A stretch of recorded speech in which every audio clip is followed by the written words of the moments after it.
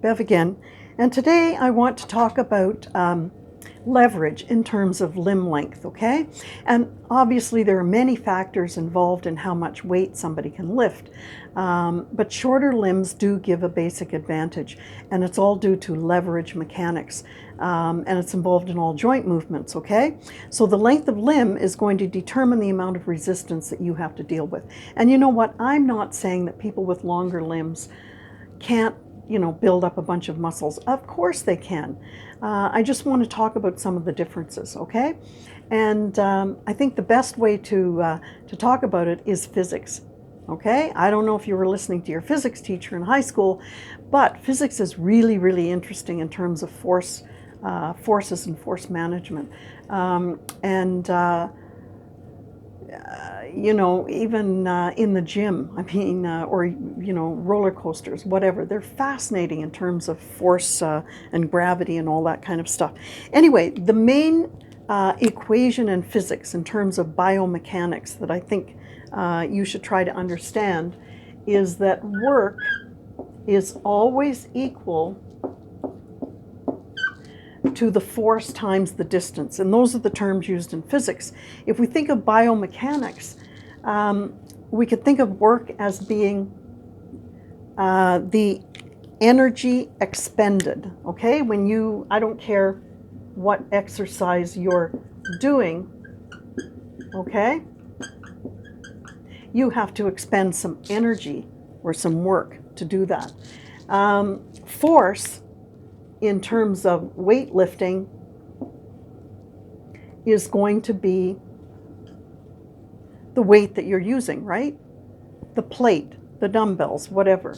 And the distance we often refer to as the range of motion, which is a very simple concept. It just means how far does that weight have to travel, okay? So the distance through which the weight travels is going to make you expend a certain amount of energy. And I'm not going to get into the details of, what kind of angle it's on. Let's just keep it simple. So let's take, for example, two different people. And one of them is going to have short limbs, and one of them will have long limbs, okay? So we'll just say distance short, distance long, okay? I don't care if it's the femur or the arm, whatever. And let's say that the weight that they're lifting is going to be exactly the same, 50 pounds, okay? Now, the person with the shorter range of motion, and remember, this is an equation. So if this distance is less, and this is an equation, then the work must be less to keep it an equation. So the energy expended is less for this person, for the 50 pounds, and similarly, more for the person with the longer limb, okay? So if the shorter limb person does 10 reps of 50, they're going to expend a lot less energy than somebody doing 10 reps of 50 weight who has a longer limb, okay? So, just pointing it out.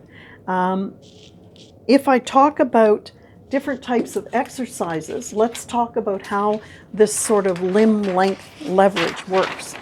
So if we talk about pressing and benching, for example, how far does that barbell have to move, right? So we're talking about, if you have long limbs, it's got to go a long way, right, on a bench press, for example. But, you look at the power lifters, the way they get around this is they arch their back. And by arching your back excessively, you can shorten the range of motion. And then you can lift more weights because you don't need as much energy to lift more weight. And similarly, with a deadlift, if you see people with their feet really wide apart, it's going to make the range of motion, the distance, less, and so the energy expended less. Now, I do want to talk about long-limbed people in terms of squatting, because they really have to be careful when they're femurs are very long. And I'm not talking about how long your torso is, right? You can have a short torso and long limbs. You know, we've all got different bodies. But in squatting, there's an optimal path for the barbell, right? You want the center of mass to be over your feet at all times, right? So if you're looking at somebody doing a squat, you want the barbell to go down and up, you know, if you look sideways at them, over their feet, okay? That's the center of mass. Or base of support, let's call it, over your base of support, which is your feet. You want your center of mass over your base of support. The longer the femur, the greater the distance between the load and the pivot point, right? So this makes it harder to maintain that optimal path. And what happens is the person with the long femur, as they begin to go down and sink, their backside begins to come out, okay? And balance becomes very, very difficult.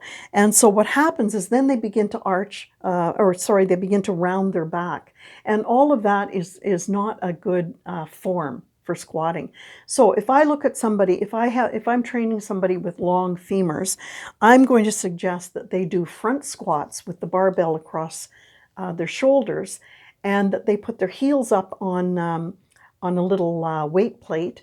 And that's going to really kill their quads. And really, isn't that what squatting is about anyway? So I just wanted to point out some of the differences for limb length. So I hope you enjoyed, and I hope you learned from this. So we'll see you in the next video.